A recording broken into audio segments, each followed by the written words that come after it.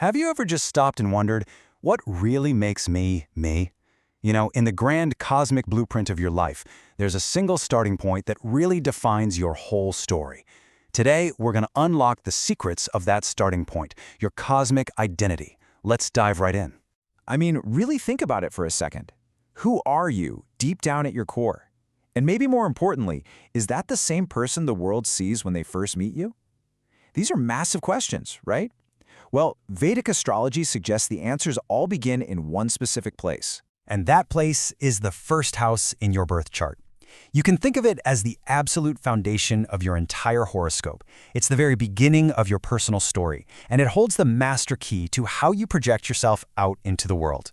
Yeah, we call it the house of self, and for a really good reason. It's all about you.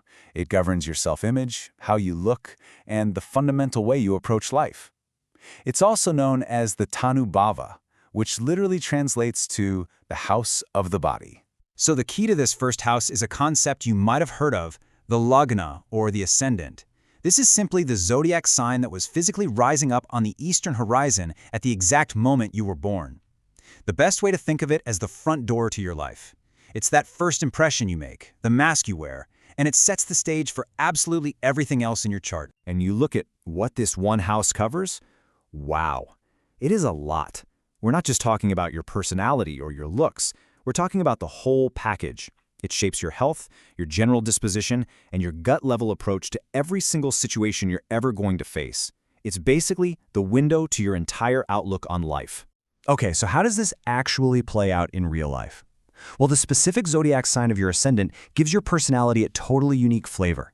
It's like a cosmic signature that's all your own. And this signature, it dictates the impression you make on people before you even say a single word. And the differences here can be striking, really night and day. Someone with an Aries ascendant, for example, often just radiates confidence. They've got this energetic, athletic presence. Now, contrast that with a Taurus rising, they come across as much more grounded, kind of serene, maybe with a sturdier build. And then you have someone like a Pisces rising who can seem more dreamy and empathetic, often with softer, more youthful features. Your ascendant is literally written on your face and in the way you carry yourself. But wait, there's more. The ascendant sign is kind of like the foundation, right? The base layer.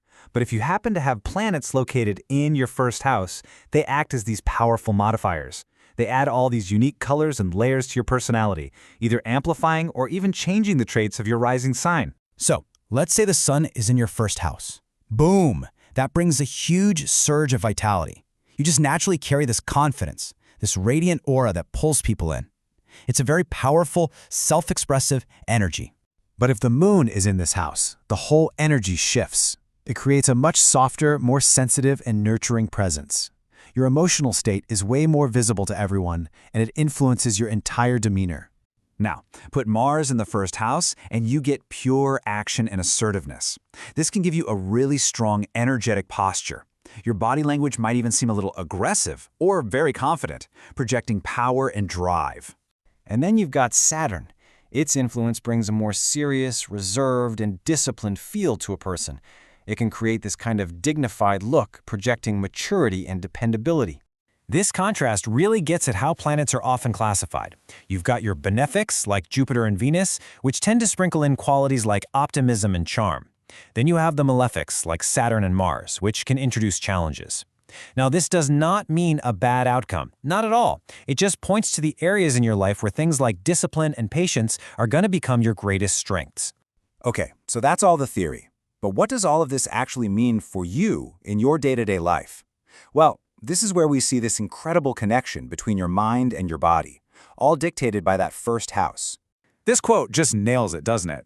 Your physical self, your build, your posture, your energy level, it all directly shapes how you think about yourself. And that self-perception, in turn, influences your confidence, your decisions, and pretty much how you show up in the world every single day. You can literally see this in how people carry themselves.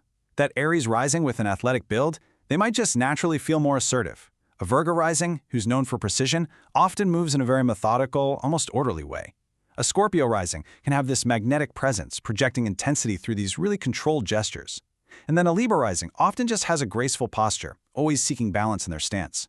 Your body is basically a nonverbal expression of your personality. Now, of course, it is super important to remember that while the first house is incredibly powerful, it's just the beginning of your astrological story. It's not the whole book. So what's the ultimate takeaway here? The first house is your foundation. It's chapter 1.